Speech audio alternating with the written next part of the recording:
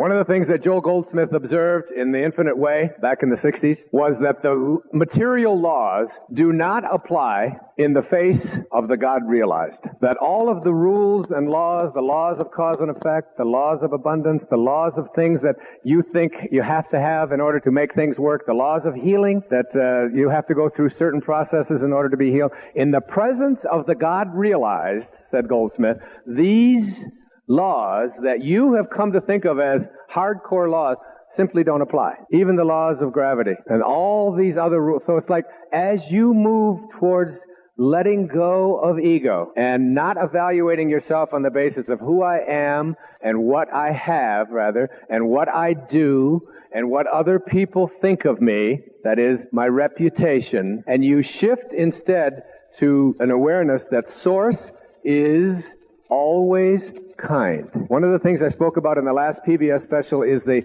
research on kindness that shows that when a person is the recipient of an act of kindness, their serotonin levels, that is, the enzyme in the brain that antidepressants are designed to stimulate, the feel-good enzyme, the higher the serotonin, the better you feel, so that when serotonin is increased, you have that good, joyful feeling, all right? And when a person is the recipient of an act of kindness, their serotonin levels rise. And the person who offers an act of kindness, that is, if you offer someone else an act of kindness and they accept it, not only does the person who receives the act of kindness have their serotonin levels increase, but so too does the provider of the act have it in the same measure. And the most intriguing thing of all of that is that the observers, those who observe an act of kindness, just being in the energy field of someone receiving or giving kindness raises your serotonin level to the same extent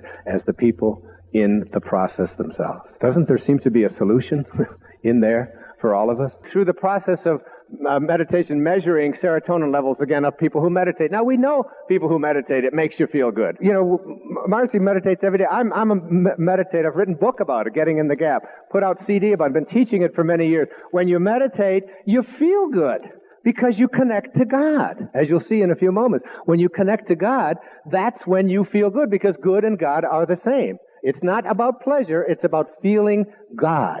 All right? Then they would measure the people in the immediate community who were just in the same community but didn't even know the meditators were there, and they were measuring serotonin levels and finding that people who were in the immediate vicinity were having their serotonin levels raised just because they were in the same space as people who were meditating. That's the solution to the Middle East, it seems to me. It's like, let's just surround the place with people who are meditating.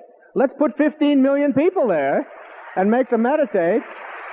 Golda Meir put it beautifully. She said, there will never be peace in the Middle East until the Arabs learn to love their children more than they hate the Jews. And the same thing is true in reverse. Until we learn to love our children and each other more, to do what Jesus said, to pray for those who would use you and persecute you. First, before you pray for your brother, to find that within ourselves. I want to see the candidates say that. Guess what? They will come out of this consciousness. I think that if you say to the universe, I'm content, I'm happy, I would like to serve, that the universe responses back to you is, how may I serve? How may I serve you?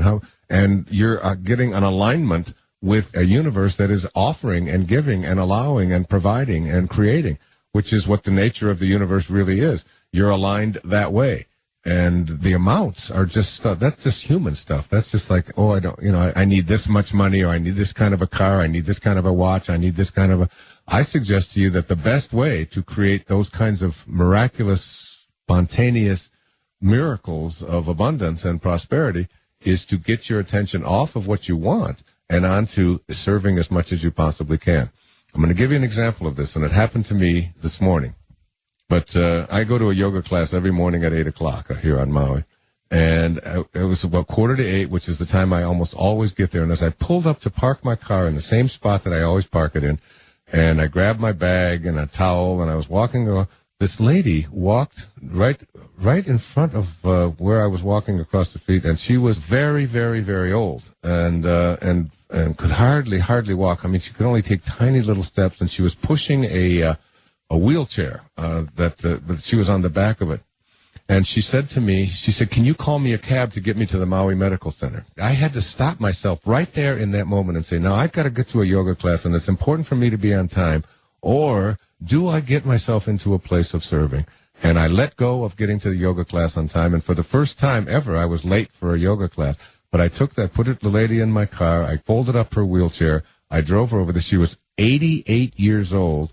And I started out my day in a service way like that, and I can't even tell you, but I already went down to the mail this morning, and there was a check waiting for me for $55,000 from Spain for your erroneous zones in 2005.